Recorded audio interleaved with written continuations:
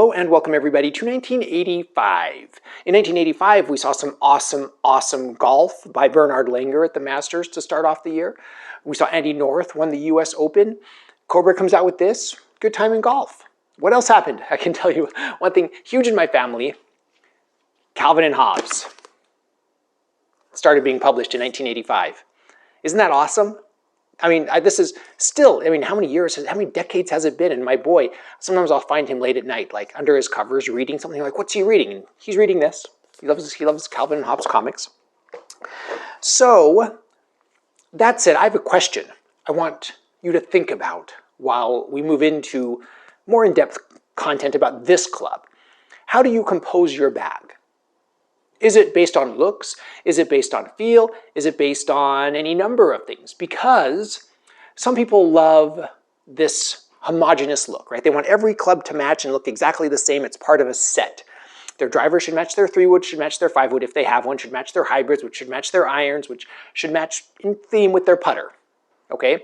And other people, don't like that cologne, stormtrooper kind of look. They like the ragtag rebels who all dress differently, who all look different, who all have character and personality, and each one of their clubs is an individual. And I look at that in my club, so I was like, am I like that? So I looked at my woods. Very different looking at a dress, very different looking on the sole, very different in feel. Interesting. What about my wedges? These are my new wedges, but this is a theme that's been repeated. I always like to have them be different. There's a Vokey wedge in here, and there's two RTX 6s in here. One's black and one's silver finish, or kind of this, satin finish. They all look different. I want them to be like color-coded, right? Who wants to read numbers? I just want to be able to look and say, oh, I know which my 60 is. I know my gap. I know my sand wedge. It's just easy for me to grasp, all right? So I want you to think about your club makeup in the comments below. Let us know how you set up your bag. Is it based on performance, looks? Surprisingly for me, it's a lot about looks. And we're going to have a closer look at this Cobra Baffler driver, talk about some identifying features, and we'll go from there. During the rain session, I'll actually mention this, so I want to compare it now. The Pittsburgh Persimmon Metalwood versus the Baffler. You can see the Cobra looks kind of smaller than the TaylorMade. I understand the color makes it look so. I get it. It's black and the TaylorMade is silver. Another one I want to show is the Ram against the Cobra. So this is the Ram Golden Ram. You can see right here, Golden Ram, that we're going to compare to the Cobra Baffler. And you can see it looks huge compared to that, especially in the aft portion. Really stretched out and flat. And it's a really deep face. It's just a beautiful, beautiful head. I would choose that one over this one if I was most interested in size. So we identify this easiest on the sole, as usual. Look at this sole plate. Cobra Baffler. You can see the wood numbers are up here by the toe. So 1, Cobra Baffler, 4-screw sole plate. The screws are on these little rails. You can see how they protrude like that. On the toe, we have the Cobra logo. This one happens to have a dent on the toe as well. Sometimes when your bag falls over and hits concrete or something. Either way, Cobra decal. And on the top, nothing. Just that nice piano, I want to call it shellac, but it's not shellac. The piano varnish. Beautiful. You can see the face insert right here. Red laminate, obviously. Not the deepest face. It looks very reasonable. It looks kind of like a fairway wood. You can see we move up the whipping to this lovely carbon fiber.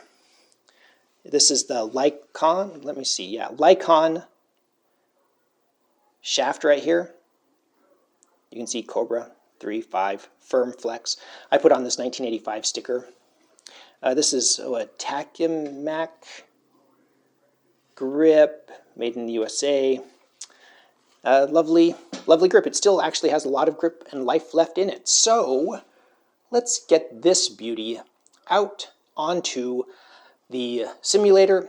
And I need to mention, I mentioned 1988 on the simulator video, but these actually started production with the weight port back here and everything. My understanding is 1985.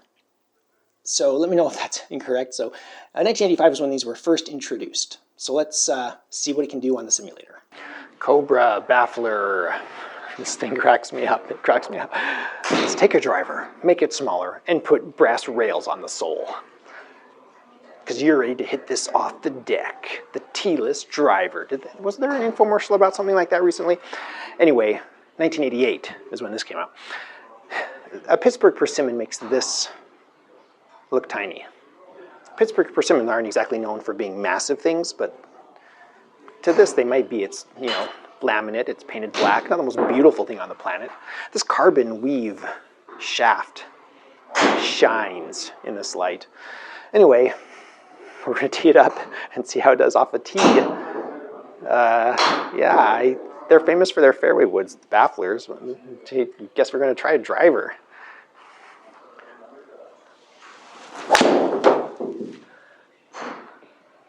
That felt okay. It felt, you know, pretty well balanced. Didn't read where it's going to hit. Spin rate was fine. Yeah, it was fine. I just pull hooked it. Still warming up, getting the feel of it. What was my carry? 174. All right, we're shooting for 220, as we would with a persimmon.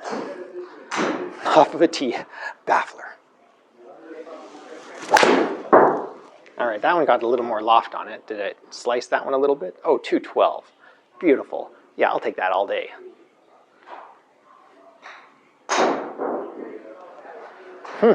Spin rate's still a little high.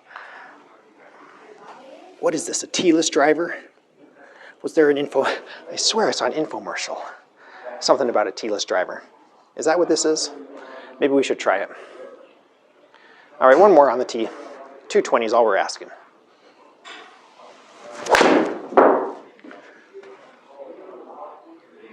$213. All right, well, I'm gonna try one off the deck. I'm just curious if I can even hit it. I'm gonna top it or shank it or something. Driver, off the ground. All right. Yeah, I have to try it, you know, come on. It's a Cobra Baffler. Okay, I'm playing it back in my seats just a little bit.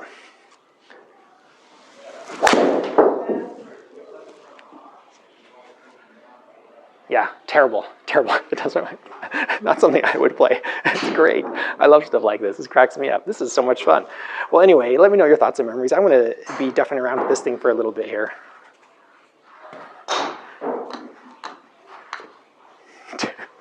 Off the deck. Great idea. Let's hit it off the deck.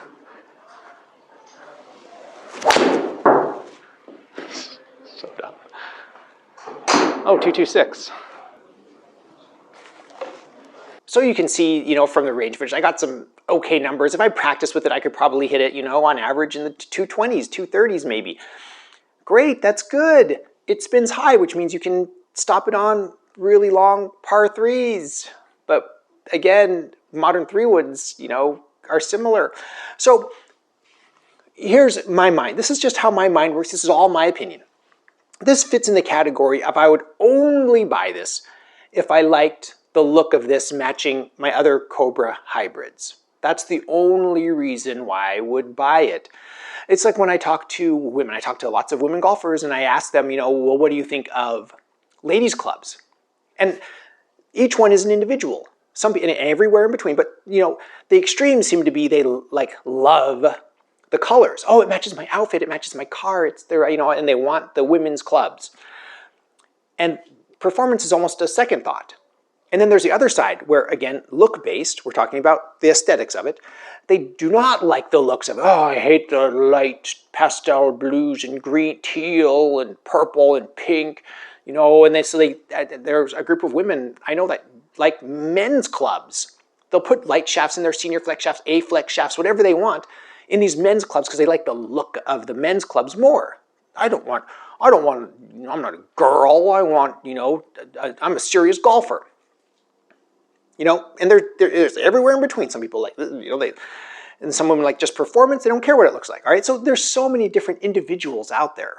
But when you talk about aesthetics, there is something to be said about harmony and unity and rhythm when you look down at your bag, where you can see, hey, this is relaxing and it calms your mind. You're like, look at all these beautiful bafflers, all the woods, all lined up, all the irons, all looking pristine. And it gives you that extra calming ability to go out there and hit a good shot. You know, so what? It doesn't go an extra 5 yards, 10 yards. You know, who cares, ultimately? Ultimately, it's your bag. And I think that's the key takeaway from all of this. If you're going to get a whole set of bafflers, from the 1 all the way down to the 9 wood, you love them, do it. It's your bag. I might set a bag up like that because that sounds like a pretty sweet bag. So to be determined for me. But as far as like just based on solely on performance, no. Based solely on, is this the most beautiful thing ever? No. Would it match a nice set of clubs? Yes. And it would do well, I feel. Let me know your thoughts in the comments below. As usual, huge shout out to my patrons. Thank you so much for your support. I really appreciate it. And you can also support this channel by visiting my Amazon shop. I'll put a link in the description below. I am an Amazon associate. I make proceeds from qualifying purchases. Thank you everybody for watching. If you enjoy this content, consider subscribing. I am the Vintage Golfer.